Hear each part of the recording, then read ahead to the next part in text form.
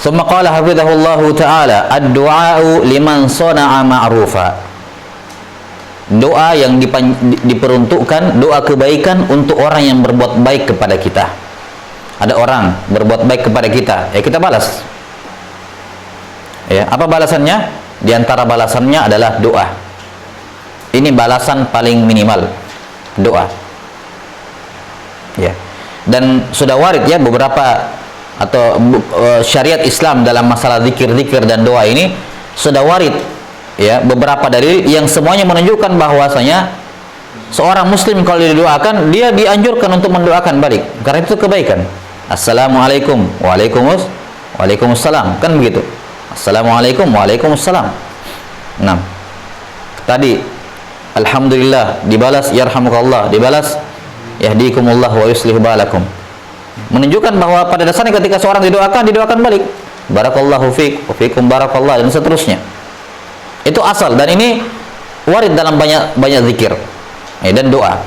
Bahwa seorang muslim ketika didoakan oleh saudaranya, maka dia berdoa mendoakan balik. Kenapa? Karena doa kepada dirinya itu adalah ma'ruf yang ditujukan kepada dirinya, dan dia punya kewajiban untuk membalas ma'ruf tersebut dengan ma'ruf yang sama. Idza huyyitum bi tahiyyah fahayyu bi ahsani minha aw rudduha. Kalau diucapkan ucapan penghormatan kepadamu, maka balaslah ya dengan ucapan penghormatan yang lebih baik atau minimal sama. Minimal apa? Minimal sama. Baik. Ini beberapa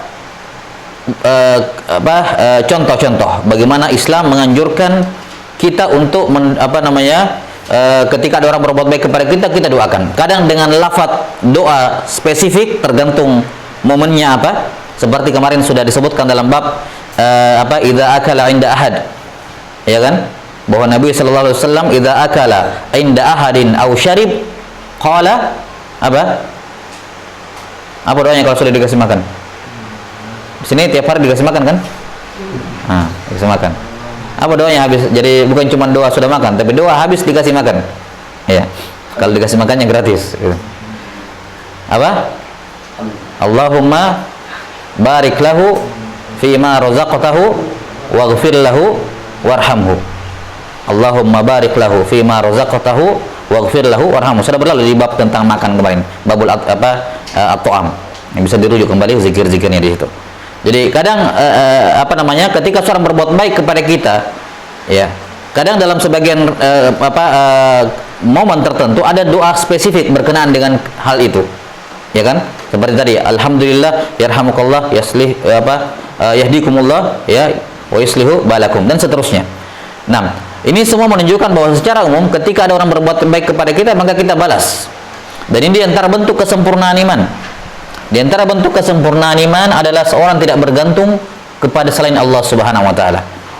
Tidak bergantung dan tidak punya hutang budi kepada selain Allah Subhanahu wa taala, walaupun hal tersebut tentunya perkara yang sangat berat. Itu bukan perkara yang ringan. Tidak berhutang budi sama orang itu perkara yang bukan perkara yang mudah.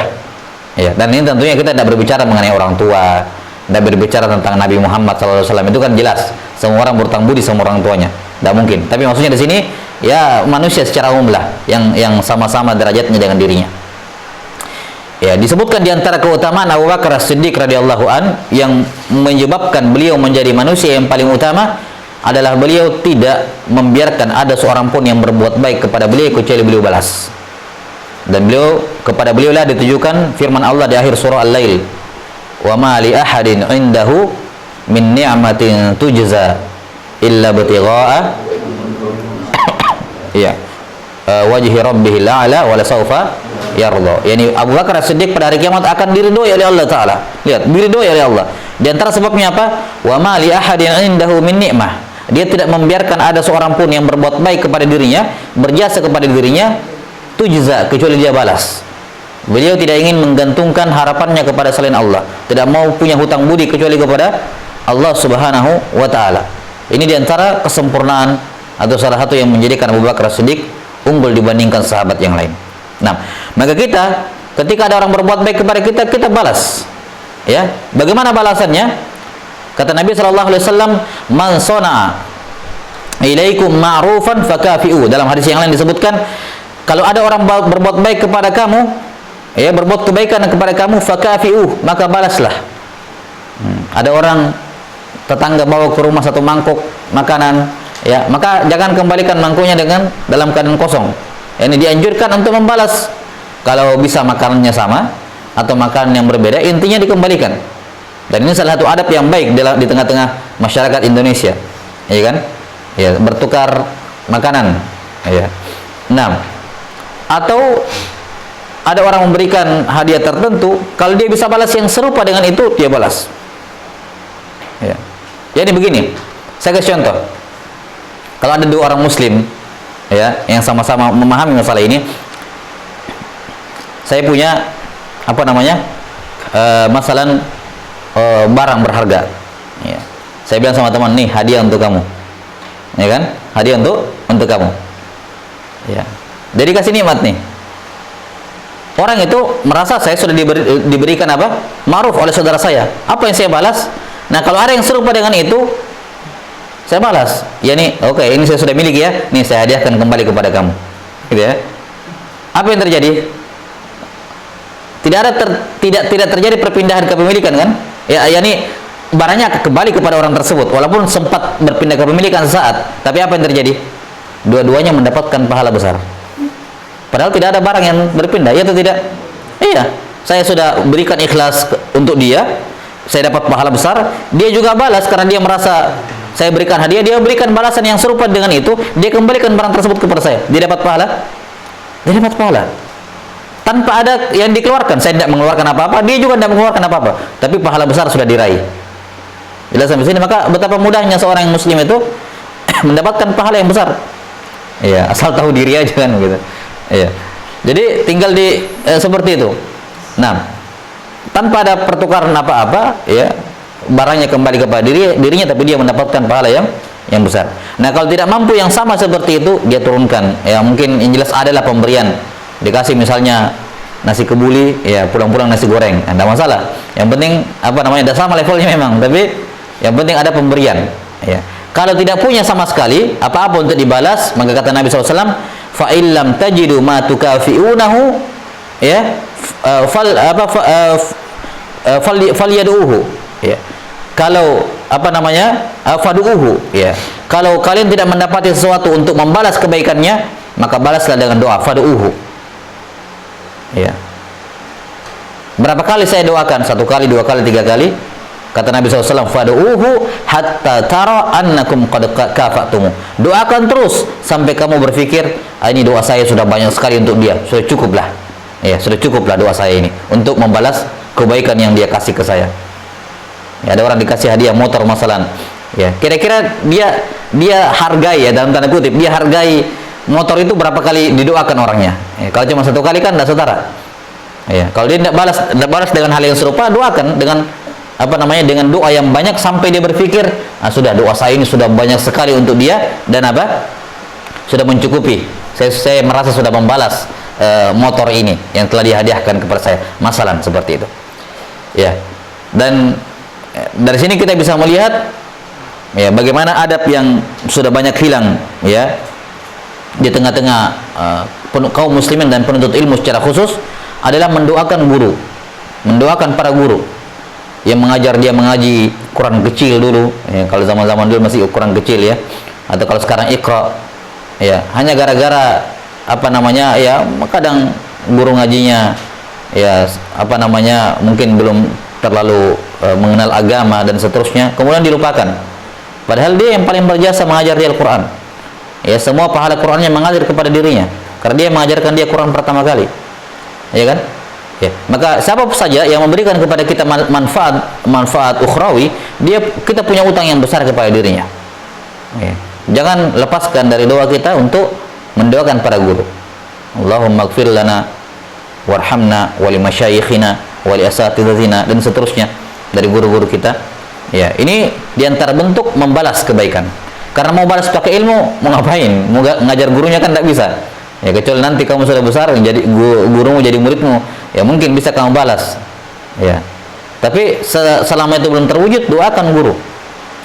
Dan itu diantara bentuk kesyukuran, Di antara bentuk kesyukuran.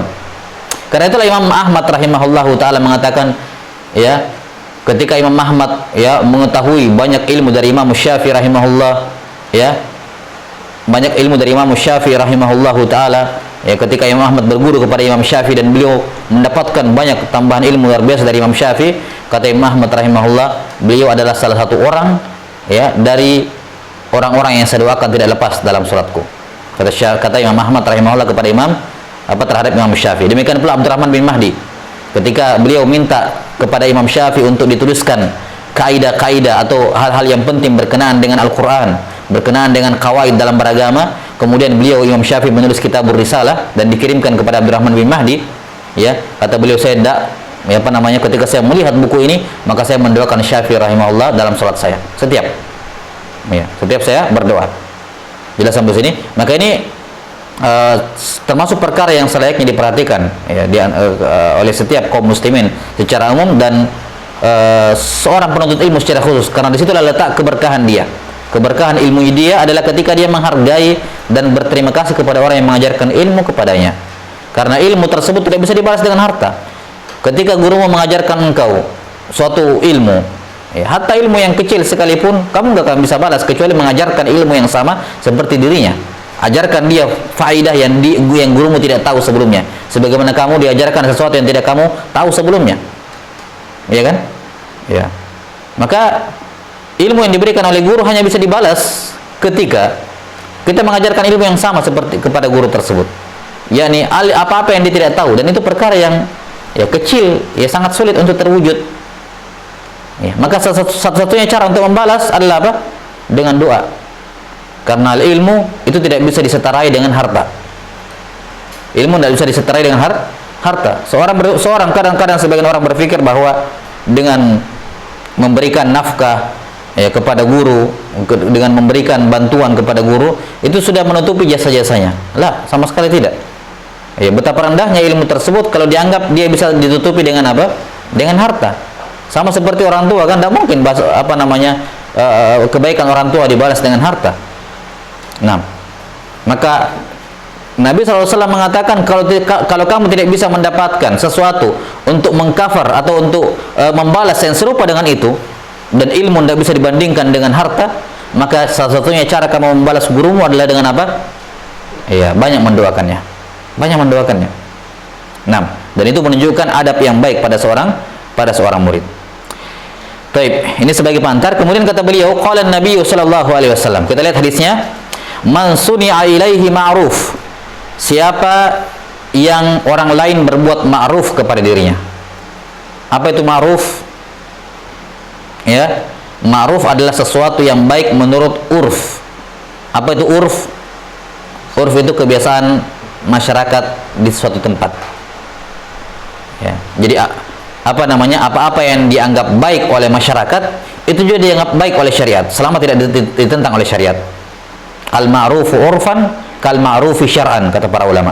Sesuatu yang ma'ruf secara urf, maka itu juga ma'ruf secara syara'. Yani kecuali kalau ada dalil yang menjelaskan tidak bolehnya. Jadi kalau ada suatu amalan turun-temurun di tengah masyarakat itu dianggap baik dan Islam tidak melarang, maka Islam juga mengatakan itu baik. Ya, itulah asal kata ma'ruf, urf. Dari kata urf, yakni sesuatu yang dipandang baik oleh urf, kebiasaan masyarakat di suatu tempat. Nah, maka siapa yang orang lain berbuat ma'ruf kepada dirinya, faqala li fa'ilihi, kemudian dia membalas kepada orang yang mengucapkannya, jazakallahu khaira faqad ablagha fis sana. Lantas dia mengucapkan jazakallahu khaira, maka dia telah memuji orang tersebut dengan pujian yang ablagh, dengan pujian yang tinggi. Taib. Ini ucapan jazakallahu khairan, yakni takdirnya jazakallahu jazaan khaira, begitu ya. Jazakallahu jazaan khaira. Nah, semoga Allah membalasmu dengan balasan yang khair. Khair artinya dari kata akhir, yang terbaik, balasan yang terbaik. Nah, semoga Allah membalasmu dengan balasan yang terbaik. Jadi bukan terjemahannya semoga Allah membalas kamu dengan kebaikan, bukan. Karena khairan di sini bukan maf'ul bihi. Jelas ya? Jadi takdirnya jazakallahu jazaan khaira. yakni semoga Allah membalasmu dengan balasan yang terbaik, bukan membalas dengan kebaikan, tapi membalas dengan balasan yang terbaik. Jazakallahu jazaan khair. Karena itulah diantara kesalahan yang merebak dalam masalah ini, kadang orang mengucapkan jazakallahu khair. Nah, itu keliru. Tidak boleh, bukan khair tapi khaira. Harus dimansub, harus di fathatain. Khaira. Jelas? Karena di situ apa namanya? Dia sebagai apa? Naat bagi maf'ul bihi yang mansub. Apa yang mahdzuf? Takdirnya tadi. Jazakallahu jazaan khaira. Semoga Allah membalasmu dengan balasan yang terbaik. Maka jangan dikatakan jazakallahu khair, khair titik gitu, tidak boleh. Itu keliru dalam bahasa. Jelas ya? Jadi harus dikatakan jazakallahu khaira. Nah, khaira di fathatain. Nah, ini diantara bentuk doa yang bisa kita ucapkan pada orang yang berjasa kepada kita. Dan tentunya di sini jazakallahu khaira, yakni kepada orang itu di depan kita. Jazakallahu khaira, kamu. 6.